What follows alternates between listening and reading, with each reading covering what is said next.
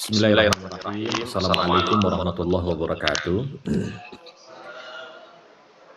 Innal hamdalillah nahmaduhu wa nasta'inuhu wa nastaghfiruh wa na'udzu billahi min shururi anfusina wa min sayyiati a'malina. May yahdihillahu fala mudilla lahu wa may yudlil fala hadiyalah. Asyhadu an la ilaha illallah wahdahu la syarikalah wa asyhadu anna Muhammadan abduhu wa rasuluhu la nabiyya ba'dah. Allahumma salli wa sallim wa barik ala nabiyyina Muhammadin wa ala alihi wa ashabihi wa mawalah ma ba'd. Rabbi syrah li sadri wa yassir li amri wa hlul 'uqdatam min lisani yafqahu qawli. Allahumma 'allimna ma yanfa'una wanfa'na bima 'allamtana. Allahumma hdina wahdi bina waj'alna sababan wa sabilan liman ihtada. Segala puji hanya bagi Allah. Salawat dan salam semoga selalu tercurah kepada junjungan kita Nabi besar Muhammad sallallahu alaihi wasallam.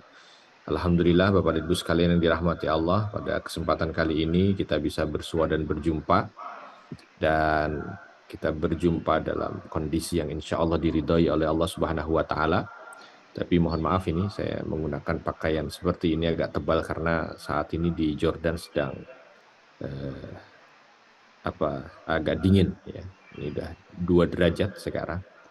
Jadi kalau tidak pakai pakaian tebal agak sedikit kesulitan lah kalau kita yang biasa di tropis.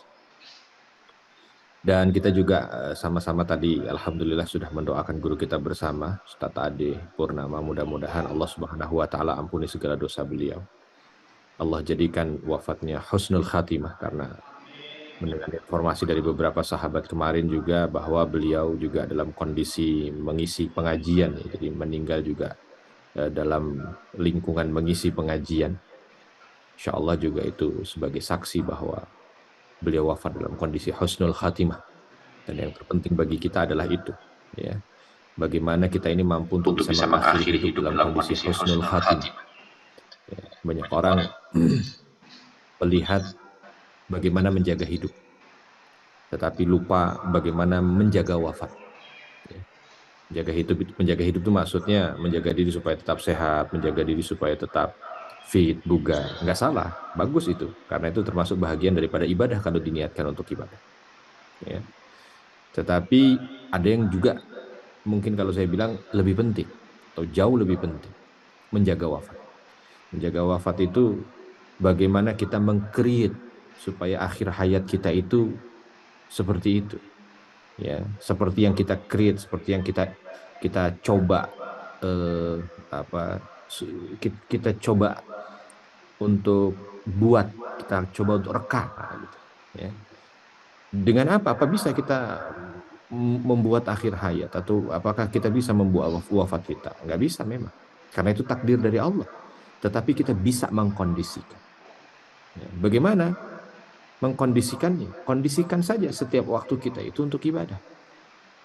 Karena kita tidak jauh lah wafat kita itu ya dari kebiasaan kita. Kalau orang dengan izin Allah dari waktu ke waktu isinya dengan kebaikan, maka insya Allah ya, waktu-waktu itulah juga yang akan mendatangkan kematiannya kepada dia, gitu ya. Misalkan sudah dibentengi dengan 5 waktu di masjid, otomatis kalau ada kemungkinan meninggal di 5 waktu ini, dia ada sekitaran itu. Harus di sekitaran 5 waktu itu. Ya, di sekitaran 5 waktu itu mungkin ada hal-hal yang ditambah dengan pengajian, ditambah dengan berkumpul dengan orang soleh, ditambah dengan dia di seputaran waktu itu. Maka kita mengkondisikan agar akhir hayat kita itu menjadi akhir hayat yang baik, akhir hayat yang husnul khatimah. Ya, insya Allah mudah-mudahan kita menjadi saksi kebaikan guru kita, ya, dan insya Allah mudah-mudahan kita pun diberikan kemudahan oleh Allah Subhanahu wa Ta'ala untuk wafat dalam kondisi husnul khatimah. Bapak dan Ibu sekalian yang dirahmati Allah, alhamdulillah kemarin kita sudah masuk pada kisah di mana ada kejadian besar di tahun kelima dari kenabian. Ya, ada kejadian besar di tahun kelima dari kenabian. Jadi 5 tahun Nabi SAW diutus menjadi nabi, tekanan makin besar, ya, kezaliman makin merajalela, maka Nabi SAW mengambil keputusan. Apa dia keputusannya? Yang itu digunakan sebagai ijtihad beliau untuk menyelamatkan kaum muslimin yang kala itu. Kalau tidak diambil putusan ini, maka akan banyak yang meninggal, ya, akan banyak nyawa yang hilang. Maka Nabi SAW mengambil strategi dengan strategi hijrah. Ya, ini yang disebut dengan hijrah pertama. Akhirnya Nabi SAW ketika melihat peta dunia kala itu, ini untuk menunjukkan betapa cerdasnya baginda Nabi Muhammad SAW, beliau Beliau melihat melihat yang yang memungkinkan memungkinkan kaum kaum muslimin muslimin untuk hijrah pindah dari Mekah ini kemana?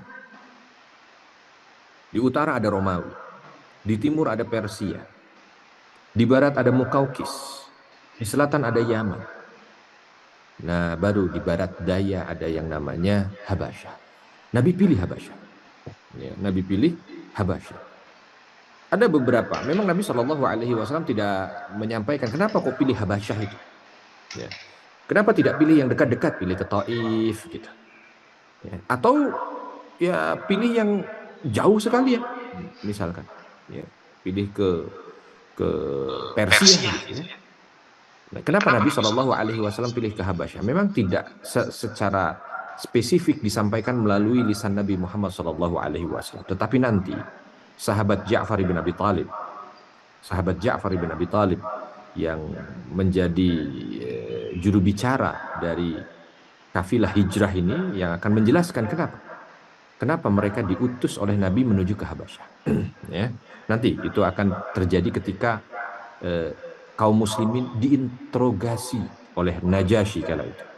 Di saat ada fitnah-fitnah yang menghembus, dan fitnah itu sampai ke telinga Najasyi di saat kaum muslimin sedang berada di Habasyah. Di tahun kelima akhirnya Nabi SAW arahkan kaum muslimin untuk pergi ke Habasyah. Tapi perginya diam-diam. Sebab kalau ketahuan, maka mereka akan dicegat di jalan dan akan dianiaya yang sangat sangat mungkin mungkin sekali sekali itu nyawa nyawa ini ini akan akan diambil, diambil atau atau nyawa nyawa bukan bukan diambil, nyawa ini nyawa akan ini hilang gitu. Ya, akan dibunuh gitu, akan dibunuh. Maka diam-diam 100 orang berangkat, dan Allah Subhanahu wa taala selamatkan 100 orang para sahabat ini untuk berangkat menuju ke Habasyah. Yang berangkat bukan hanya kaum duafa, ya, bukan orang-orang yang di bawah garis kemiskinan saja yang disuruh pergi, enggak. Atau juga bukan orang yang paling kaya, juga enggak. Semua ada di sana, semua ada di kafilah itu. Ini untuk membuktikan bahwa Islam itu tidak membedakan antara yang kaya dan yang miskin, antara darah biru dan bukan. Semua sama. Dan ini Bapak dan Ibu sekalian yang dirahmati Allah, ini bukan sesuatu yang lumrah ya. Kalau kita cerita sekarang gitu ya, mungkin ini akan menjadi cerita yang lewat begitu saja. Tapi tidak, Kak, tidak demikian kalau kita mendalaminya. Ya, saya juga mungkin kalau tidak membaca satu literasi yang berbicara tentang kondisi ini ya, atau kejadian ini, ya mungkin tidak menaruh perhatian juga. Jadi kita perlu tahu pada masa itu Bapak dan Ibu sekalian yang dirahmati Allah, kalau orang ingin melakukan perjalanan, ya, orang ingin melakukan perjalanan, bukan perjalanan dagang, kalau perjalanan itu ya, perjalanan biasa, maka mereka akan membedakan. Kalau yang berangkat orang yang kaya dulu satu kelompok, ya. Orang yang miskin satu kelompok. Orang yang punya darah biru satu kelompok. Yang rakyat jelata satu kelompok. Nggak mungkin digabung. Tidak mungkin digabung. Ya. ya. Islam Islam kala kala itu itu ketika ketika hijrah, hijrah Nabi Nabi SAW meletakkan pondasi apa yang disebut sebagai kesetaraan, persamaan. Nggak ada yang kaya suruh berangkat duluan oleh Nabi, yang miskin baru belakangan, atau yang miskin sebagai tameng, yang kaya baru berangkat. Nggak ada. Betul-betul tidak tercium sedikit pun kaitan tentang perbedaan dunia di Islam. Bahkan mulai dari detik ini. Jadi kalau kita bacanya itu membaca sejarah ini sesuai dengan apa yang terjadi pada masa itu, maka akan lebih lebih apa istilahnya, bangga lagi gitu dengan apa yang ada pada Islam. Di saat semua orang kala itu, entah orang yang mengaku sudah paling maju peradabannya seperti Persia lah, Romawi, atau apalah sebut yang lain, mereka masih, ya, menjadikan perbedaan dunia itu sebagai sesuatu yang harus, ya, terjadi gitu ya. Kaya ya kaya, miskin ya miskin. Islam datang tidak memandang itu sama sekali. Makanya di sana ada orang paling kaya, tapi di sana ada orang paling miskin. Bergabung bersama. Di sana ada putri Nabi Shallallahu Alaihi Wasallam, ada menantu Nabi, ada sepupu Nabi yang berdarah biru, dan ada orang yang jahil sama sekali tidak ada hubungannya dengan Nabi Muhammad SAW. Ya, sampai seperti itunya gitu. Ini berangkat bersama. Makanya kalau tadi saya bilang, kalau kita bacanya hanya sekedar baca biasa saja, sudah berangkat dipimpin oleh Utsman bin Affan menjadi kafilahnya, pimpinan kafilahnya dan lain sebagainya, berangkat. Mungkin agak nggak kena ini pesan ini. Kenapa saya sampaikan begitu? Karena banyak sekali orang-orang sekarang nih yang mencoba untuk menyerang Islam dari sisi itu. Gitu. Dia bilang ya, yang membedakan, yang tidak mengakui persamaan, ya, yang seolah mendiskreditkan apa itu semuanya, seolah diarahkan kepada Islam. Ini orang-orang yang nggak baca sejarah. Gitu. Kalau orang baca sejarah maka akan lihat bagaimana Islam menghapus semua hal kezaliman di antara makhluk Allah. Ya. Dan ini salah satu momen ya, di mana Nabi Shallallahu Alaihi Wasallam menunjukkan berangkat nih. Nah kemarin kita sampai ketika sudah berangkat di sana, kaum muslimin kala itu nggak bawa apa-apa, nggak punya apa-apa, datang ke negeri yang tidak pernah didatangi, ya tidak tahu harus bagaimana, tetapi tetap harus hidup kan. Bahasa kita sekarang ini pengungsi, gitu. Pengungsi, imigran, ya, pengungsi, ya nggak bawa apa-apa. Dari sini juga kita perlu berbangga. Gitu. Kenapa? Karena kaum muslimin yang jumlahnya 100 itu ketika datang ke Habasyah tidak menjadi beban buat orang Habasyah. Kebanyakan dari kita manusia perahu datang ke satu tempat. Ya. Apa yang terjadi manusia perahu itu? Misalkan gitu ya, pengungsi dari satu daerah, pengungsi dari satu negara karena negaranya ada konflik misalkan, dia datang ke satu negara, ya pasti dia akan dalam tanda kutip gitu ya, sebagian besar menjadi beban. Mungkin dia nggak bisa kerja, minta-minta segala macam. Coba lihat kita sekarang bagaimana kaum muslimin. Bukan 1, 2 loh jumlahnya. Itu 1, 2 oke. Mungkin agak mudah untuk dikoordinir. 100. Bukan kecil. Masa itu lagi. Dengan segala kesulitan yang ada. Kaum muslimin tidak ada satupun yang menjadi peminta. Tidak ada. Bagaimana mereka langsung bekerja dengan tangan mereka. Karena itu bagaimana cara? Wah begini. Sehingga mereka sampai terkenal sebagai pengrajin. Ya, rajutan pengrajin gerabah yang terkenal dalam waktu yang sangat singkat. Ya, nggak kebayang kan bagaimana uletnya para sahabat Nabi ini, bagaimana tekunnya para sahabat Nabi ini.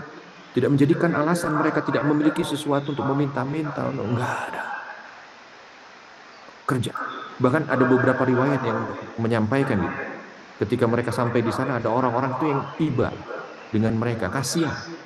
Ya, dengan jumlah yang begitu banyak, ada yang sudah tua, ada yang masih anak dan lain sebagainya, mau diberi ya, sebagai apa istilahnya, pemberian hadiah atau apa, ditolak oleh kaum muslim. Mereka kerja dan mereka bukan hanya sekedar mampu hidup dengan apa yang mereka kerjakan, tetapi mereka mampu terkenal dengan kerajinan yang mereka miliki.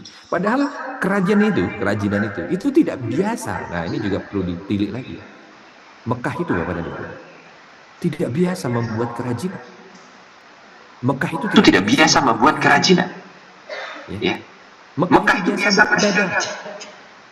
Mekah biasa berdagang. Quraisy biasa berdagang. Kan beda kan antara pedagang dengan produsen.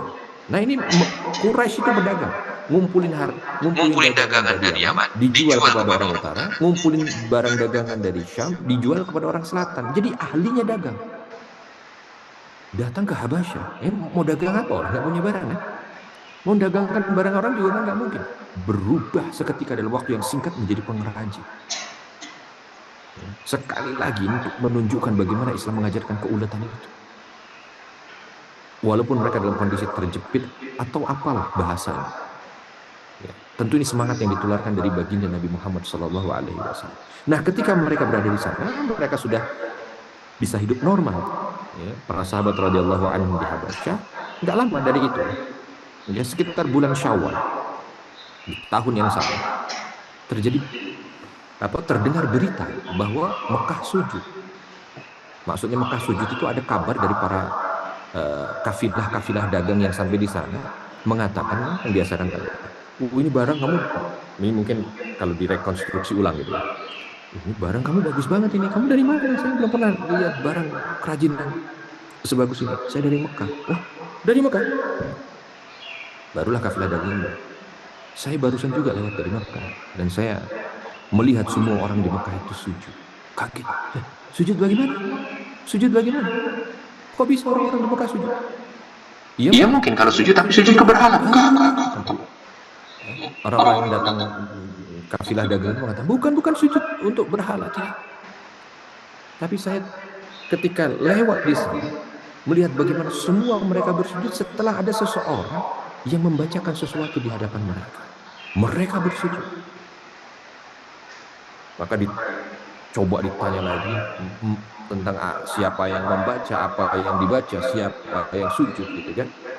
Akhirnya seolah para sahabat ini mendapatkan kesimpulan bahwa yang membaca itu adalah Nabi Shallallahu Alaihi Wasallam, yang dibaca adalah Al-Quran, lokasinya di depan Ka'bah, dan yang sujud itu adalah semua orang Mekah.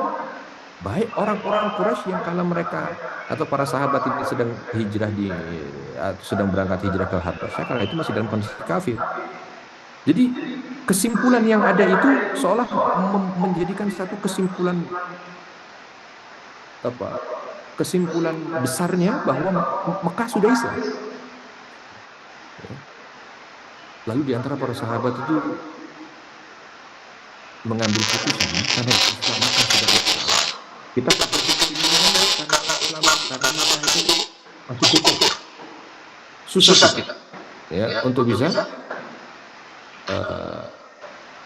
mengamankan akidah kita. Maka karena Islam sudah ada di Mekah, Mekah sudah memeluk Islam, kita pulang. Oh, mereka semua tidak ada yang menolak. 100 orang ini tidak ada yang menolak. Kenapa? Karena memang rindu kampung halaman itu bukan nggak bisa dipenuh. Dari para sahabat Nabi berangkatlah 100 bulan dengan sukacita gembira. Naik kapal, lewat laut lagi, hampir dekat dengan Mekah baru terdengar berita sebenarnya. Karena mereka kan terus ketika jumpa orang, bagaimana Mekah, bagaimana Mekah. Begitu, apakah Mekah sudah Islam? Islam apa? Tidak. Karena setelah peristiwa Mekah sujud ini, justru aniaya dari orang-orang kafir Quraisy makin meningkat. Makanya sampai beritanya, bagaimana Islam, orang-orang yang katanya Islam itu disiksa oleh orang-orang Quraisy. Wah, kaget mereka. Wah, berarti kesimpulan kita ini salah. Kesimpulan kita ini salah. Dan pasti ada sesuatu yang kemarin itu berita juga yang salah. Singkat cerita, akhirnya mereka mengetahui tentang kondisi sebenarnya. Kondisi sebenarnya bukan seperti itu. Tapi kondisi sebenarnya ketika Nabi Shallallahu Alaihi Wasallam mendapatkan wahyu dari surah An-Najm,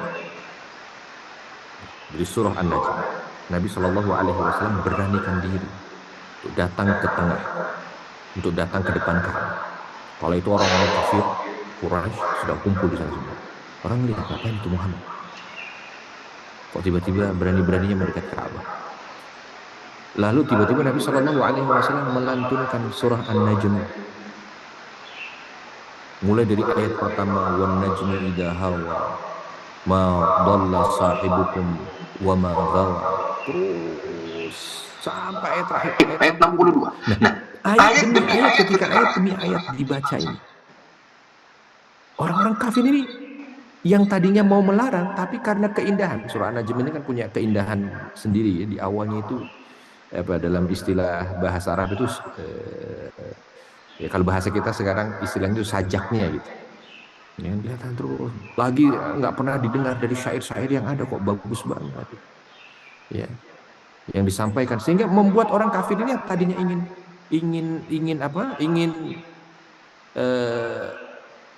menyetop Nabi, ingin melarang Nabi, justru mereka sendiri larut dalam kenikmatan didengarnya satu-satu. Mungkin antara mereka udah nanti dilarangnya kalau kita udah bosan. Dilarangnya kalau nanti kita udah ngerasa udah gak enak lagi, baru kita larang. Tapi justru nggak, sampai terakhir ayat 62. Ayat 62 itu Allah Subhanahu wa taala sampaikan, fasjudu lillahi wa'budu. Maka sujudlah engkau kepada Allah dan sembahlah Ia. Ini kan ayat sajadah ya. Lalu ketika kalimat fasjudu atau ayat yang di akhir surah An-Najm itu disampaikan fasjudu lillah, sujudlah engkau kepada Allah. Semua yang dengerin tadi kan mungkin full konsentrasi gitu ya. Langsung sujud semua. Ya. Langsung sujud. Nah begitu semua sujud, disinilah kafilah tadi lewat. Disinilah kafilah tadi melihat. Disinilah kafilah tadi menyimpulkan. Kafilah ini kan hanya lewat saja mungkin. Atau mungkin dia sudah bergegas mau pergi atau apa. Disitulah dia kebenarannya. Maka ketika mereka sujud, malah justru kaget. Kok malah sujud? Kenapa? Karena baru tersadar. Kenapa kamu sujud? Nah, waduh, kita udah terlanjur dibacut. Barulah ramai berita juga didengar oleh orang-orang yang ada di seputaran Mekah. Akhirnya orang Quraisy mendapat kecaman atau hinaan. Ternyata kamu sudah menjadi pengikut Muhammad. Buktinya kamu sujud ketika disebutkan apa yang biasa dia sampaikan kepada pengikutnya. Orang kafir Quraisy mengatakan, enggak. Saya bukan sujud karena apa yang disampaikan oleh Muhammad. Saya sujud karena ada berhala yang ingin kami sembah, tapi itu nggak bisa diterima oleh orang-orang di sekitarnya. Nah, karena itulah akhirnya tanggung malu untuk membayar itu. Orang-orang kafir Quraisy makin menjadi tekanan kepada kaum muslim, siksaan kepada kaum muslim, termasuk kepada Nabi Shallallahu Alaihi Wasallam. Nah, balik ke tadi sahabat-sahabat yang mau pulang ke Mekah, ya, udah mau dekat kan Mekah kan, tiba-tiba ya beritanya ternyata seperti itu. Berarti salah. Kalau kita balik nanti sama aja kejadiannya. Maka terbagi dua para sahabat yang ada itu. Setengah kembali ke Habasyah. Setengah melanjutkan perjalanan menuju ke Mekah. Nah, yang setengah balik ke Habasyah, alhamdulillah dengan izin Allah nggak ada masalah. Nah, yang setengah balik menuju ke Mekah ini, ya, yang mereka akan mendapatkan ujian berat dari tekanan fisik, kezaliman, siksaan dan sebagainya. Ya. Bahkan ketika belum masuk saja sudah langsung disergap oleh orang-orang kafir Quraisy. Lalu ketahuan adalah ini sahabat Nabi Muhammad yang berangkat menuju ke Habasyah. Belum masuk sudah disiksa. Ya, dipukul. Ada seorang orang Quraisy yang lewat lalu melihat itu, ini kok ada orang dipukuli, gitu ya gampang. Lalu di antara yang dipukul itu ada orang yang dia kenal, ada saudagar yang lewat saudagar, dia lihat ada saudagar juga, cuman udah masuk Islam yang saudagar, yang satu belum. Ya. Nah, ketika dia melihat itu teman saya, kok sekarang dipukuli? Ya, langsung dia katakan, saya stop, jangan pukul dia, saya jadi penjamin. Makanya ini tidak dipukul. Saya yang menjadi penjamin. Lalu sahabat Utsman bin Mad'un ini, dulu saudagar saya ini yang mengatakan kenapa kamu jadi untuk saya tidak dipukuli? Gimana saya tidak jamin kamu? Kamu dulu tekan saya, tekan bisnis saya. Saya nggak bisa melihat kamu diam untuk dipukuli begini. Maka sahabat Utsman bin Mad'un mengatakan, kalau kamu jamin saya, jamin semua yang ada di sini. Karena ini adalah saudara saya. Kalau kamu tidak jamin dia, atau kamu tidak jamin mereka, ya maka jangan jamin saya. Saya nggak butuh jaminan. Waduh, kalau semua ini saya nggak bisa. Saya hanya bisa menjamin kamu saja, karena yang aku kenal hanya kamu. Yang lain saya nggak tahu siapa mereka. Maka sahabat ini coba bayangkan. Mukanya sudah lebam, Bapak Ibu. Ya, sudah dipukul biru semua badannya. Dapat pertolongan. Tapi nggak mikir sendiri, bagaimana kaum muslimin itu punya ukhuwah yang sampai seperti itu. Ya, andaikan misalkan kalau yang ditunjukkan, bukan, saya nggak mengatakan ego lah. Normalnya kan manusia kalau dipukul ada yang minimal nyelamatin dia dulu gitu ya. Setelah itu nanti begini caranya lah gitu. Tapi ini tidak dengan sahabat ini. Ya, ini untuk menunjukkan bagaimana ukhuwah kaum muslimin karena itu memang luar biasa. Utsman bin Mad'un radhiyallahu anhu mengatakan, kalau memang kamu nggak bisa jamin kami semua, udah pergi aja, nggak usah jamin saya. Saya tidak butuh jaminan karena ada yang menjamin yang melebihi jaminan. Karena ada yang menjamin bukan hanya saya, kami semua dijamin. Dan jaminannya melebihi apa yang pernah dijaminkan oleh semua orang-orang yang ada di Mekah. Kaget, siapa dia? Yang lewat sini yang lihat baru saya. Ya, yang memberikan jaminan juga pastinya baru saya. Orang kamu juga dipukuli tadi. Maka sahabat Utsman bin Madun ini mengatakan, yang menjamin adalah Allah. Allah yang menjaminkan. Ya udah, akhirnya tinggal pergi lah. Cuman ini tidak dipukuli kan Utsman bin Madun kan sudah dapat jaminan itu tadi, walaupun Utsman bin Madun radhiyallahu anhu menolak itu. Ya, karena menghentikan tidak bisa, maka Utsman bin Madun langsung berangkat menuju ke Mekah karena memang sudah dekat gitu kan. Bukan langsung singgah ke rumahnya untuk diobati. Enggak. Dalam kondisi yang masih seperti itu langsung datang menuju ke tengah Ka'bah. Langsung menuju ke Ka'bah. Di saat itu sedang kumpul orang-orang kafir Quraisy Quraisy. juga. Ya. Ya. Lalu Lalu saat saat itu itu ada syair, ada seorang penyair yang menyampaikan syair-syair. Di stop langsung sama Utsman bin Madun. Stop. Kaget itu kan. Enggak, dulu orang dulu Bapak Ibu, enggak ada orang yang berani nyetop syair. Nah, kalau ada orang penyair lagi menyampaikan syairnya, itu seolah kitab suci mereka, enggak boleh di stop. Kalau di stop, waduh itu ya bahasa kita sekarang itu apa ya, tidak beradab lah. Jadi semua itu harus mendengarkan dengan baik. Itu kalau saya bagi mereka. Maka ketika Utsman bin Madun radhiyallahu anhu datang lalu menyetop ini, itu perkara besar itu di antara mereka. Ini orang berani-beraninya siapa dia? Itu Utsman bin Madun ini. Nah, orang terkenal juga kan beliau. Lalu penyair mengatakan, kamu apa mendustakan syair yang aku bacakan sama kamu? Enggak, tapi saya ingin menyampaikan bahwa saya sudah kembali dan ingin tetap berada dalam agama yang mulia ini. Kaget itu orang-orang. Ya. Mau dipukuli, ketika mau dipukuli orang bilang, enggak jangan dipukuli. Dia udah, saya dengar dia udah dapat jaminan dari fulan. Ini seorang pembesar juga di Quraisy. Tapi Utsman bin Affan dengar itu apa? Langsung ditolak mentah-mentah. Saya tidak mendapatkan perlindungan dari siapapun. Ketahuilah, saya tidak mendapatkan perlindungan dari siapapun kecuali dari Allah Subhanahu wa Ta'ala. Justru di situ beliau berdakwah, ya.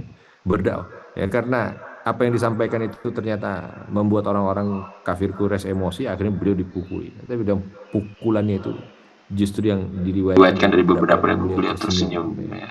Ya, Ya, sampai sampai akhirnya akhirnya tidak tidak bisa bisa bergerak, Nabi lewat, akhirnya dibawa dan diobati. Itu yang terjadi, ya. Yang pulang disiksa habis-habisan. Yang ada di situ juga begitu. Wah, banyak. Kalau kisah siksaan di masa ini, di tahun kelima dari kenabian ini sampai tahun keenam nanti, sampai masuk Islamnya Hamzah radhiyallahu anhu dan Umar bin Khattab radhiyallahu anhu. Wah, ini berat. Masa paling berat. Sampai masuk Islamnya dua orang ini. Agak sedikit bisa bernafas lah kaum muslim. Bahkan di situ sendiri Nabi Shallallahu alaihi wasallam siksaannya juga luar biasa. Pernah Nabi Shallallahu alaihi wasallam dicekik. Dicekik bukan sama siapa-siapa gitu. Dicekik sama mantan menantunya, ya. Utbah, ya, ibn Abi Lahab. Jadi anaknya Abu Lahab itu dulu mantunya Nabi, namanya Utbah. Nabi sampai ketika Nabi Shallallahu Alaihi Wasallam ada di dekat Ka'bah tuh, sampai Nabi terjatuh dan jatuhnya itu langsung ke dinding Ka'bah, ya. Dengan hempasan yang begitu kuat, sampai ya apa ya pucat seluruhnya, dicekik. Jadi niatnya mungkin mau membunuh gitu, ya. Tapi Allah Subhanahu wa Ta'ala turunkan pertolongan kala itu. Utbah tiba-tiba langsung melepas Nabi Shallallahu Alaihi Wasallam ketakutan. Ya. Nabi sampai tidak bisa berjalan beberapa saat dari tempat di mana beliau itu dicekik. Dan tidak ada yang membantu Nabi kala itu karena seputaran situ kan orang-orang kafir Quraisy. Tapi sampai dicekik dan tidak bisa berjalan sampai beberapa saat itu aja. Itu kan berarti bukan cekekan biasa, ya. Jadi, kalau tidak hitungan detik lagi lah mungkin kalau tidak pertolongan Allah datang, maka kematian yang ada gitu. Sampai Nabi Shallallahu Alaihi Wasallam, dan itu nyekek mantan menantunya gitu. Ya, hinaan yang luar biasa. Dan sambil menyekek itu, sambil dihina habis-habisan Nabi Muhammad Shallallahu Alaihi Wasallam dengan lontaran kata-kata yang buruk dari putranya Abu Lahab itu. Sampai berdiri, Nabi berdoa di dekat Ka'bah itu. Ya Allah. Karena memang ini yang nyekek mantan menantunya. Ya. Yang dia sebelumnya itu sudah banyak menyakiti Nabi dengan menceraikan putrinya, mencampakkan begitu saja, menyebar berbagai macam fitnah, ya. Lalu menghina di depan orang banyak. Lalu terakhir sampai ada upaya pembunuhan itu. Nabi Shallallahu Alaihi Wasallam berdoa. Ya, di dalam doanya, ya Allah, singkatnya, semoga Utbah diterkam oleh anjing dari anjing-anjing yang siap untuk memangsanya. Gitulah. Bahasanya kurang lebih begitulah. Bahasa gampangnya semoga dia mati diterkam anjing. Ya. Orang Orang kala itu itu sebahagian mendengar mendengar dan dan beritanya beritanya sampai ke sampai ke Utbah. Utbah. Utbah baru saja kan melakukan aksinya itu. Ya. Begitu mendengar apa yang disampaikan oleh orang-orang gitu kan. Tadi kamu tahu nggak, Muhammad, bahasa kita sekarang, nyumpahin kamu lah gitu. Kan bahasa dia bahasa kasar kalau orang-orang. Bahasa kita mendoakan keburukan kepada dia. Apa doanya? Kamu mati diterkam anjing. Mendengar doa itu nggak sempat marah. Nggak bisa marah itu Utbah. Kenapa? Langsung bergetar dan langsung apa bahasa bergetar dan langsung jatuh duduk gitu. Orang-orang kaget. Kenapa? Kok malah dia ngomongin begini? Ya. Utbah jawab, kalau doa itu betul-betul keluar dari lisan Muhammad, maka niscaya itu terjadi. Ketakutan luar biasa. Bapaknya yang menenangkan dia, Abu Lahab. Udah. Dan ternyata betul. Kalau kita agak sedikit loncat dari cerita tadi itu, Utbah ini mati diterkam anjing. Diterkam anjing di daerah Syam. Nama daerahnya Zarqa. Dari tempat saya ini kurang lebih sekitar 15 km lah. Tempat diterkam anjingnya si Utbah. Zarqa kala itu memang terkenal dengan, mungkin bahasanya bukan anjing-anjing biasa lah, anjing-anjing yang, karena di sana dulu itu ada beberapa peneliti juga yang saya baca tahun 90-an untuk mendatangi tempat itu dan mencoba untuk mencari tahu lebih dalam gitu kan. Karena Karena semua semua buku buku sejarah sejarah menyebutkannya di menyebutkan situ, si Utbah ini diterkamnya ini, untuk membuktikan bagaimana mustajabnya doa Nabi gitu ya. Di Zarqa itu memang dia dulu daerah tempat di mana banyak binatang-binatang buas. Jadi kalaupun itu ternyata anjing, pasti anjingnya bukan anjing biasa, anjing buas. Di situ rombongannya Utbah ini, kan bukan seorang aja itu, beberapa orang yang menceritakan tentang kejadian ini nanti adalah seseorang yang ketika kembali ke Mekah itu masuk Islam. Ya, dia masuk Islam di Fatu Mekah. Dia ceritakan tentang kejadian Utbah itu, diriwayatkan dari dia. Makanya ceritanya masyhur sekali. Ya. Bagaimana ketika malam mulai datang dan kala itu dingin gitu ya. Memang daerah sini kan dingin. Belum udah musim dingin begini aja ini 2 derajat, 1 derajat. Kala itu semua mencoba untuk mencari bangunan. Ya, untuk bisa berdiam. Di situ ada kuil tua. Orang-orang pada masuk ke sana. Dan ketika masuk ke kuil tua itu, ada suara anjing tadi, gonggongan anjing. Yang lain udah biasa, kan masuk ke kuil tua udah ditutup kan bukan aman, aman, nggak ada nggak ada masalah masalah gitu. gitu. Tapi Tapi ternyata ternyata luar luar biasa. biasa. Gonggongan anjing itu membuat apa? Si Utbah ini justru bling satan. Dia nggak tahu. Lihat sana lari ke sini, semua orang bilang, kenapa? Saya teringat dengan apa yang diucapkan oleh Muhammad. Ini akhir hayat saya, ini kematian saya datang. Orang-orang bingung, kenapa kematian? Bukan kematian. Ini kita udah di dalam. Nggak bisa. Ya, akhirnya mereka semua mencoba untuk menenangkan si Utbah ini tadi. Akhirnya dia bisa tenang. Tiba-tiba, pintu yang sudah mereka tutup itu didobrak oleh gerombolan anjing. Buah, pintunya hancur. Dan ketika pintu itu hancur, anjingnya subuh gitu kan, orang semua langsung kaget gitu. Anjingnya bukan anjing biasa, pastinya anjing buas lah mungkin, apa nggak tahu, hena atau apa gitu mungkin bahasa kita, karena di sana terkenal banyak macan dan banyak singanya zaman itu. Itu masuk semuanya. Tetapi semua orang yang dalam kondisi ketakutan tuh mungkin semuanya berlindung ke tembok. Itu namanya gerombolan anjing. Di gelapnya malam nggak kelihatan. Nggak ada yang dilukai sedikit pun dari orang-orang yang di sana. Yang diambil hanya khotbah, dan itu dicabi-cabi oleh mereka di di hadapan hadapan orang-orang orang-orang itu. tadi. Makanya Makanya cerita cerita ini ini diriwayatkan. diriwayatkan. Di antara orang-orang yang menyaksikan dengan mata kepalanya itu yang akhirnya masuk ke dalam Islam di saat Fatu Mekah nanti. Masya Allah. Ya, doa Nabi Muhammad SAW, doa ketika tadi di saat apa? Di saat beliau sedang disiksa oleh Utbah. Dan bukan hanya sekedar itu. Nabi SAW oleh orang-orang kafir Quraisy ini kisahnya hanya fokus pada Nabi. Kalau mau lihat bagaimana siksaan yang dialami oleh para sahabat Nabi, waduh, banyak sekali itu. Banyak sekali di tahun itu, di tahun kelima, di tahun keenam dari kenabian, banyak sekali. Di antaranya juga Nabi SAW ketika sedang sujud itu di Ka'bah, tiba-tiba ada seorang kafir Quraisy itu yang loncat, kalau bahasa kita di smackdown, dan ini pegulat dia. Nabi lagi sujud tuh, langsung di smackdown punggung beliau, ya, sampai beliau tidak bisa bangun karena yang dilakukan oleh orang itu. Habis itu dihina, lalu ke Nabi kan nggak bisa bangun, diambilkan kotoran dilempar ke tubuh Nabi Shallallahu Alaihi Wasallam, dan itu selalu saja bahkan menjadi cercaan, pokoknya menjadi bagian dari sayembaranya orang-orang kafir Quraisy lah bahasanya. Ketika melihat Nabi itu semua langsung mengatakan, ayo kamu sekarang berani apa lagi dengan dia, kamu sekarang berani apa lagi dengan dia, kamu sekarang berani apa lagi dengan dia. Itu yang terjadi pada manusia mulia baginda Nabi Muhammad Shallallahu Alaihi Wasallam.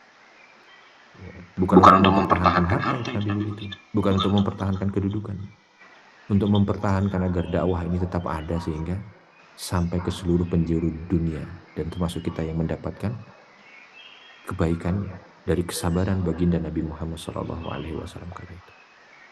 Ya, dilempari di depan rumahnya segala benda-benda tajam sehingga ketika Nabi keluar itu, ya, di malam hari, di pagi hari yang masih gelap tidak terlihat apapun karena dulu belum ada lampu gitu ya. Tiba-tiba kaki beliau sudah tertancap semua benda tajam itu. Dan segala macam bentuk. Sampai puncaknya Nabi SAW dipukuli oleh semua orang yang ada di putaran Ka'bah. Promotornya Abu Jahal kala itu. Promotor Abu Jahal udah hampir setengah tahunan ya, dari berlalunya kejadian-kejadian demi kejadian ini. Jadi Abu Jahal kala itu langsung memegang Nabi, yang lain pegang kakinya, dipegang kaki kanan, dipegang orang, kaki kiri dipegang, tangan dibentang begitu, dipukuli, ya, dipukuli. Nah, karena siksaan yang nggak manusiawi itu, orang Arab yang tidak mengenal kemanusiaan pada masa itu aja sampai melihatnya tidak manusiawi gitu. Sampai ada yang mengatakan, akhirnya nggak nyampe hati walaupun dia bukan Islam juga, dia belum Muslim, dia tidak menjadi pengikut Nabi kala itu. Tapi ketika dipukuli seperti itu, ya, orang ini bilang, kamu nggak tahu itu Bani Hashim itu, gitu istilahnya gitu ya, disebut kabilah lah. Nah itu Nah, itu biasa biasa sampai sampai sekarang sekarang juga juga orang Arab orang-orang begitu begitu kan, kan, kabilahnya kabilahnya masih masih kuat. kuat. Ya. Jadi yang menjadi penolong kabilah, yang menjadi penopang kabilah itu biasanya begitu. Maka Maka ketika ketika melihat melihat itu, itu, ada orang yang nyeletuk, ini dari Bani Hashim ini. Kalau kamu pukuli terus begini terus gitu ya. Dan nanti mereka bisa pada marah ini. Nah, gitu. Abu Jahal kala itu menyampaikan dengan celetukan, nggak peduli. Nah, kalimat itu aja, nggak peduli. Karena mungkin dia sedang kalap untuk menyiksa baginda Nabi Muhammad SAW. Mendengar kalimat itu langsung pergilah orang yang mendengar ini. Mencoba untuk, ya gimana caranya mencari pertolongan supaya Nabi SAW kala itu ada yang menolong. Jumpalah orang ini tadi dengan Hamzah ibn Abdul Muttalib.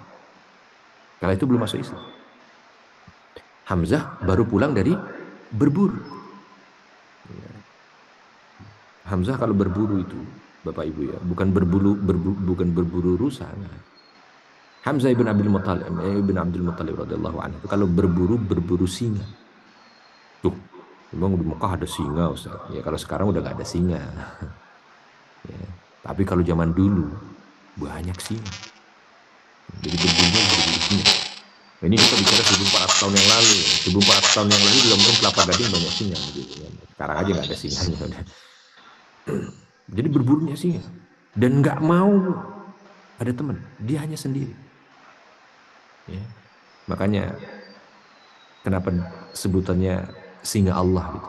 Karena ini kalau Hamzah itu ini untuk membayangkan saja bagaimana jagoannya beliau gitu. Itu. Hamzah itu Hamzah itu kalau kalau berantem, berantem, singa singa itu itu terkadang terkadang sengaja sengaja. itu dipantik kemarahannya, lalu berantemnya sama singa itu. Ada orang berani berantem sama singa. Jadi nggak langsung dipanah dari jauh gitu, sehingga mati itu singa. Diajak berantem dulu sama Hamzah. Kalau udah selesai baru dibawa hasil buruan. Nah habis berburu itu ketemu orang itu tadi. Ketahuilah bahwa ponakanmu disiksa. Hamzah kali itu kan belum masuk Islam. Mendengar ponakannya disiksa agak sedikit ini juga apa emosi juga. Tapi belum maksimal juga emosinya. Kenapa? Karena sudah paham lah seorang Hamzah radhiyallahu anhu ini, aduh ponakan ini bikin masalah lagi lah bahasanya gitu dalam dalam benaknya dia. Karena kala itu beliau belum Islam. Aduh Aduh, bikin bikin masalah masalah lagi. lagi. Aduh Aduh, bikin bikin masalah masalah. lagi. Tapi begitu disebut dan yang menganiaya keponakanmu itu dia hina-hina kabilahmu. Oh, nggak bisa terima itu Hamzah. Wah, jangan bawa-bawa kabilah kalau begini ini ceritanya. Langsung panahnya itu, buruannya dibuang, panahnya dibawa, panah-panah. Langsung menuju ke Ka'bah. Betul masih banyak orang berkerumun di sana. Bayangkan Hamzah sendirian. Orang tuh diambil, buang, ambil, buang, ambil, buang, buang. Sampai akhirnya yang ada di ujung tuh Abu Jahal. Abu Jahal. Kalau itu sedang memukuli wajah Nabi. Abu Jahal juga bukan orang ini ya, petarung juga, handal juga Abu Jahal. Kalau Kalau ada ada tiga tiga petarung itu petarung itu mungkin mungkin Hamzah, Hamzah, Abu Abu Jahal, Jahal, dan Umar gitu. Langsung nggak pakai ngomong, ujung panahnya dipukulin ke mukanya Abu Jahal. Wah. Orang-orang nggak berani ngelawan juga, yang datang jawaranya. Langsung dipukuli juga itu, ya, dipukul dengan ujung panahnya itu beberapa kali. Orang-orang ingin menolong Abu Jahal kalau itu mungkin ya gengnya lah gitu ya. Tapi Hamzah yang langsung mengatakan, Hamzah yang langsung ngomong, saya pukul ini bukan karena apa-apa. Kamu hina kabilah saya. Gitu. Abu Jahal baru sadar, oh iya, iya. Nah, ketika teman-temannya pada membantu, stop, stop. Hamzah, karena Abu Jahal tahu ini kan nggak Islam. Ini yang bikin saya seperti itu bukan apa-apa. Yang menyebabkan orang ini. Orang ini. Karena dia hina kepercayaan kita. Karena dia. Hamzah kala itu langsung mengatakan, ketahuilah bahwa aku sudah menjadi pengikutnya. Oh, gitu. Ketahuilah aku sudah menjadi pengikutnya. Maka jangan ada satupun dari kalian yang berani untuk menyentuhnya setelah itu. Itu langsung menjadi obat bagi Nabi kala itu. Karena dakwah Nabi kepada pamannya ini berkali-kali berulang-ulang, tapi pamannya nggak pernah mau mendengarkan sama sekali. Justru di momen itu tiba-tiba mendengar kalimat di mana langsung dibopong oleh Hamzah radhiyallahu anhu, dibawa pulang. Langsung lah Hamzah pergi begitu aja. Memang kan kan tadi tadi bukan bukan mau mau masuk masuk Islam Islam, Hamzah Hamzah dia. dia. Ya kan? Ya kan? Hamzah Hamzah bukan mau bukan mau masuk masuk. Islam. Hamzah hanya terbawa emosi saja dia.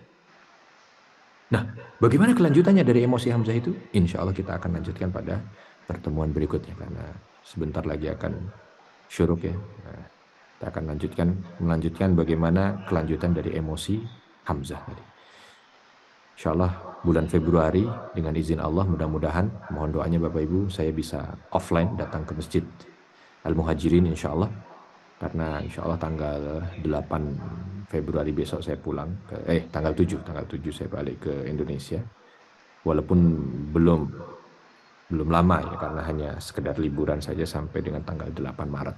Jadi insya Allah awal Maret eh, bisa bersilaturahmi dengan Bapak Ibu dan insya Allah juga bisa hadir di masjid kita tercinta kajian offline.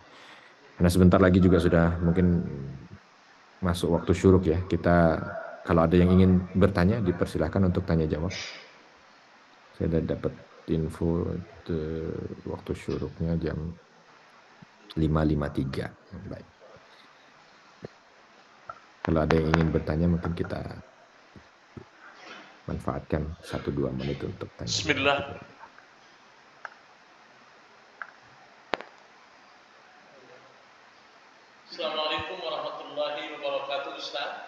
Waalaikumsalam warahmatullahi wabarakatuh, Ustaz. Masya Allah, apa Apa kabar? kabar? Sehat, Sehat, Ustaz? Ustaz? Ada dua pertanyaan, tapi yang pertama mungkin ini sangat penting untuk kita semua. Rasulullah berdakwah di Mekah itu kurang lebih selama 13 tahun. Tapi dalam kurun waktu 13 tahun itu, kalau tidak salah saya dalam sirah Nabawi itu, hanya sekitar 80 orang yang beriman kepada Allah. Ini kaitannya dengan hidayah gitu. Bagaimana ada orang yang begitu mudah menerima hidayah Allah lewat Rasulullah, ada juga yang begitu sulit menerima hidayah itu. Termasuk pamannya sendiri, Abu Talib. Ketika menjelang wafatnya, Rasulullah meminta untuk berikrar 2 kalimat syahadat, tapi malah dia bersyair, walaqad alimtu bi anna dina Muhammadan khairu bariyati dinan, tapi dia tidak mau mengucapkan 2 kalimat syahadat. Apa penyebabnya seperti itu? Padahal tidak saja raganya, jiwanya dikorbankan untuk perjuangan Rasulullah, untuk perjuangan risalah kerasulannya. Kemudian itu ada yang begitu mudah menerima hidayah Allah. Ini yang menyebabkan mudah dan tidak mudahnya itu. Mengapa? Ini mudah-mudahan hikmahnya untuk kami semua. Mohon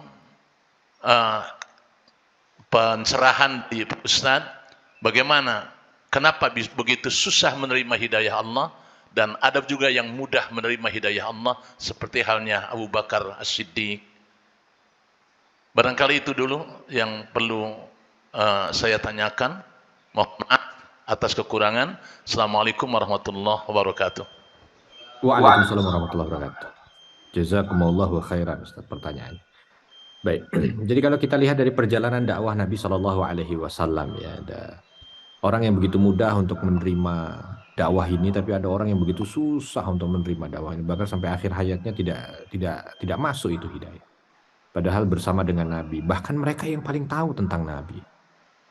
Ya kan, kalau kita flashback kisah tentang bagaimana baginda Nabi dari awal dikenal sebagai Al-Amin di antara mereka, orang yang tidak pernah berbohong, orang yang senantiasa berbuat baik dan sebagainya, sebenarnya itu udah modal utama gitu. Makanya nanti kalau kita lanjutkan kisah kita di berikutnya, ya, kita akan kisahkan tentang bagaimana pengakuan Ja'far di hadapan Raja Najasyi di Habasyah itu. Ya. Sahabat Ja'far menceritakan, ini orang, maksudnya Nabi Shallallahu Alaihi Wasallam adalah orang yang sangat terkenal di antara kami dari nasabnya, bukan orang asing. Yang kami tahu bagaimana kebaikannya, yang kami tahu bagaimana budi pekertinya yang begitu luhur, yang mengajarkan tidak pernah ada keburukan dan lain sebagainya. Tapi di antara kami ada yang menerima dan ada yang tidak menerima. Nah, kalau kita mau lirik yang menerima dan tidak menerima, yang tidak menerima ini satu dengan yang lain mungkin agak sedikit berbeda. Contoh misalkan Abu Jahal tidak menerima apa yang disampaikan oleh Nabi, karena memang persaingan di antara Nabi dengan Abu Jahal ini sudah terjadi dari muda. Maka hati-hatilah dengan persaingan duniawi yang terkadang bisa menghalangi, ya, segala hidayah itu untuk masuk. Gitu. Nanti dengan yang Abu Lahab misalkan, atau dengan yang lain-lain, ya, dengan para petinggi Quraisy yang kala itu semuanya, ya rata-rata kalau mau ada satu kitab yang walaupun ini hanya sekedar penelitian tapi ilmiah basicnya gitu ya, disebutkanlah para tokoh-tokoh Quraisy, disebutkan oleh para tokoh-tokoh Quraisy yang oleh penulis ini, lalu disebutkan ini di antara sebabnya lah, ya, kenapa ini tidak bisa menerima dakwah. Ya. Karena kalau kita lihat ada yang begitu mudah kan terima dakwah Nabi. Contoh Abu Bakar, kalau tadi diambil contoh Abu Bakar. Karena Abu Bakar ini dekat sekali dengan Nabi sejak Nabi pertama kali menikah dengan Khadijah. Dan Abu Bakar ini termasuk orang yang memang tidak pernah menyembah berhala. Jadi memang semuanya adalah latar belakang. Semua adalah latar belakang. Dan latar belakang itu mempengaruhi. Ya. Semua orang yang awal-awal memeluk Islam itu adalah semua orang yang memang tidak pernah menyembah berhala. Khadijah radhiyallahu anha, Abu Bakar, Utsman, Abdurrahman ibn Auf radhiyallahu anhum, semuanya yang masuk Islam pertama kali itu memang orang-orang yang memang punya latar belakang bukan penyembah berhala. Kenapa Umar bin Khattab radhiyallahu anhu agak terlambat masuk Islamnya? 6 tahun dakwah Islam ini ada, baru masuk Islam itu kan. Karena memang punya latar belakang. Ya. Ayahnya Umar bin Khattab radhiyallahu anhu ini adalah apa? Pembuat berhala. Dan keluarganya memang keluarga yang berbisnisnya di seputar berhala gitu istilahnya. Maka susah bagi Umar bin Khattab di tahun-tahun awal untuk bisa menerima ini. Tapi dia menjadi orang terpilih radhiyallahu anhu untuk bisa menerima agama ini. Nah, singkatnya adalah kalau kita lihat ada di antaranya latar belakang. Termasuk paman Nabi Abu Thalib. Karena ada latar belakang bagaimana beliau dituakan, bagaimana beliau itu dijadikan sebagai pemimpin, bagaimana beliau. Jadi seolah ada semangat ingin mengayomi semua, itu yang akhirnya membuat beliau itu agak susah menerima hidayah. Nah, pelajarannya buat kita, karena ini kalau bicara tentang hidayah mungkin agak panjang ya, tapi kalau kita lihat dari kisah ini, bagaimana kita menjaga latar belakang ini supaya tetap baik. Ya, latar belakang ini supaya tetap baik. Ya, apa yang kita jalani supaya tetap baik sehingga hidayah itu bisa masuk. Contoh misalkan, ada orang yang egonya begitu tinggi, ya, sehingga ketika ada orang ngomongin dia nggak bisa terima. Ada orang yang sombong ya mungkin karena dia sudah merasa dirinya pintar gitu ya. Lalu ada yang ngomongin dia mungkin dari segi pendidikan di bawah dia, dari segi ekonomi di bawah dia, langsung dia, wah ini siapa ini orang kok ngomongin saya? Ah, itu kan ada latar belakang kan, sehingga hidayah itu nggak masuk. Walaupun mungkin dia sudah Islam, karena hidayah itu tidak hanya sekedar orang dari non-Islam masuk Islam, enggak. Sudah Islam. Tapi bukan berarti sudah Islam itu dia full hidayah, enggak. Kadang dia sudah Islam tapi masih ada hidayah-hidayah yang tidak masuk. Hidayah untuk berbuat baik. Perkara A, perkara B, perkara C, dia tidak bisa melakukan itu. Kenapa? Ya karena kadang-kadang tertolak dengan itu. Maka yang perlu untuk kita perhatikan itu. Bagaimana mampu untuk bisa betul-betul berperilaku sebaik mungkin, karena perilaku yang baik ini yang menghantarkan orang untuk bisa mendapatkan hidayah. Dan kita juga begitu ya, karena ketika Nabi Shallallahu Alaihi Wasallam bersedih hati pamannya tidak bisa memeluk Islam itu, nah Allah Subhanahu Wa Taala justru berikan ketetapannya, innaka latahdi man ahbabta walakin Allah yahdi may yasha.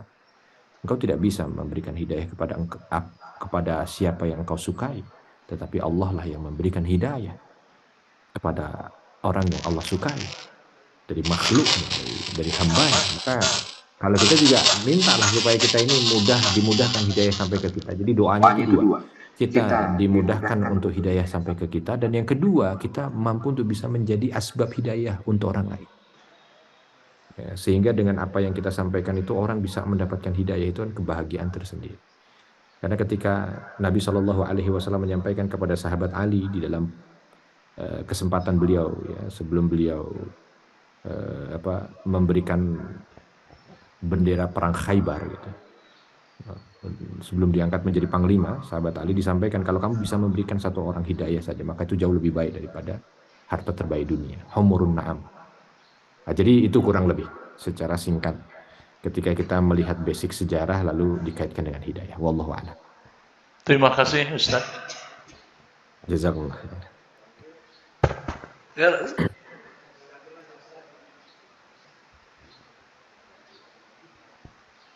Assalamualaikum.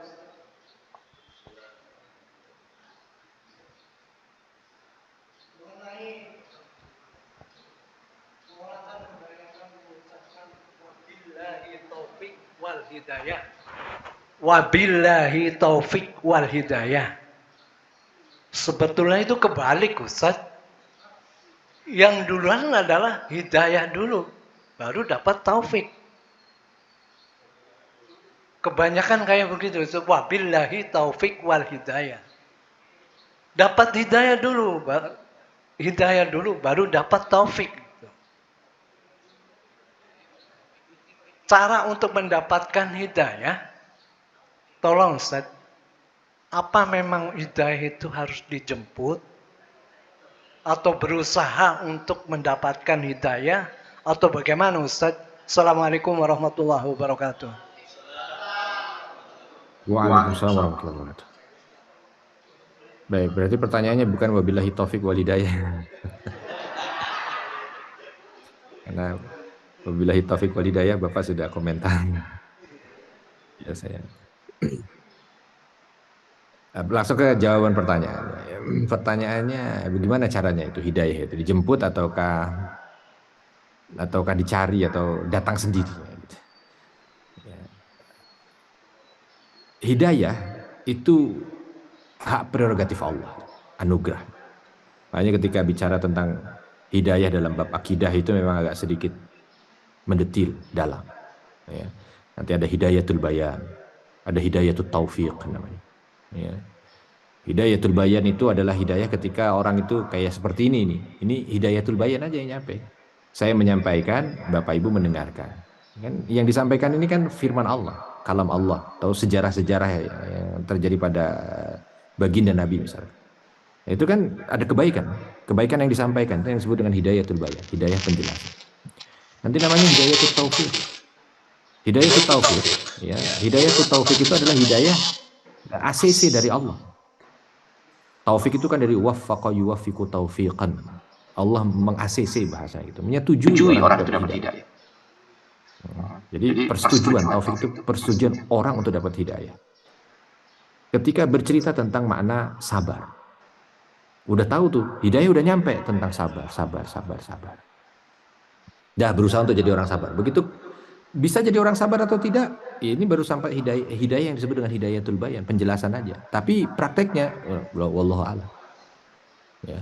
Pengajiannya sabar, begitu keluar sendalnya hilang dari pengajian, gitu kan?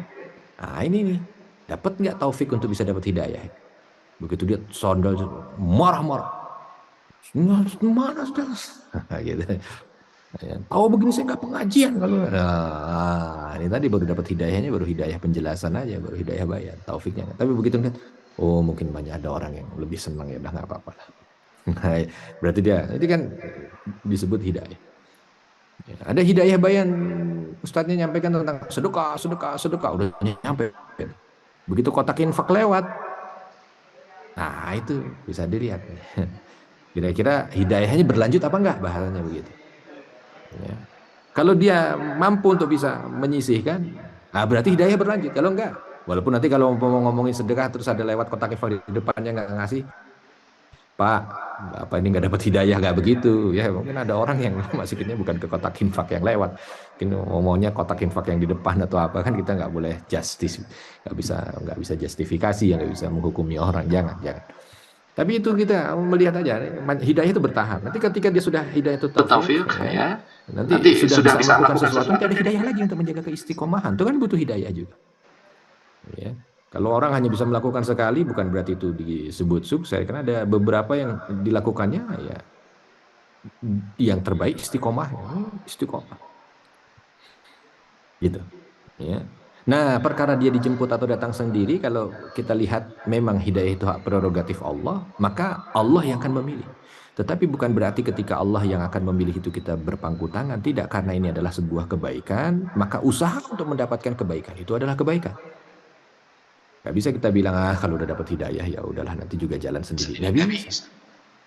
Karena tadi yang saya sampaikan, ada yang disebutkan hidayatul bayan, penjelasan. Berarti orang itu ada mukodimahnya untuk bisa mendapatkan hidayah. Dengan apa? Penjelasan.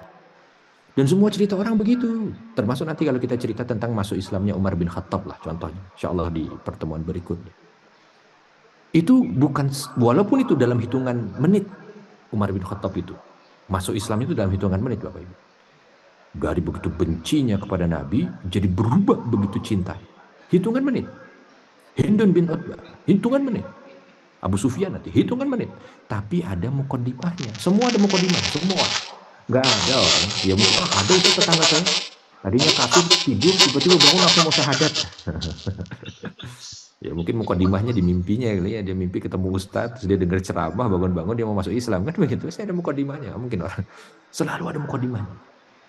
Selalu ada mukodimah. Nah itu yang disebut dengan hidayah. Nah kalau kita tahu bahwa ternyata fakta itu menyebutkan hidayah itu selalu ada mukodimah, dan mukodimah itu dicari, ya kita berusaha untuk bisa menjalani mukodimah itu. Jadi dua-duanya digabung. Hidayah itu dicari, tetapi bukan berarti yang mencari selalu dapat. Enggak. Kenapa? Karena hidayah itu adalah hak prerogatif Allah. Jadi bagaimana menggabungkan dengan baiklah dua ini. Menggapai, mencari, dan mendapatkan. Begitu. Kurang lebih Allah.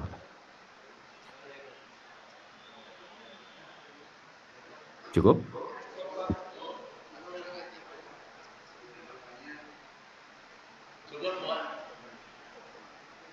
Baik, kalau cukup, saya kira cukup sekian. Kalau ada kesalahan, saya mohon maaf dan kepada Allah mohon ampun. Sekali lagi mohon doa dari Bapak dan Ibu sekalian. Mudah-mudahan bulan Maret saya bisa bersilaturahmi ke masjid kita tercinta. Kalau ada kesalahan, saya mohon maaf. Sekali lagi kalau ada salah kepada Allah mohon ampun. Kita tutup dengan kafaratul majlis. Subhanakallahumma bihamdika asyhadu an la ilaha illa anta astaghfiruka wa atubu ilaik. Assalamualaikum warahmatullahi wabarakatuh.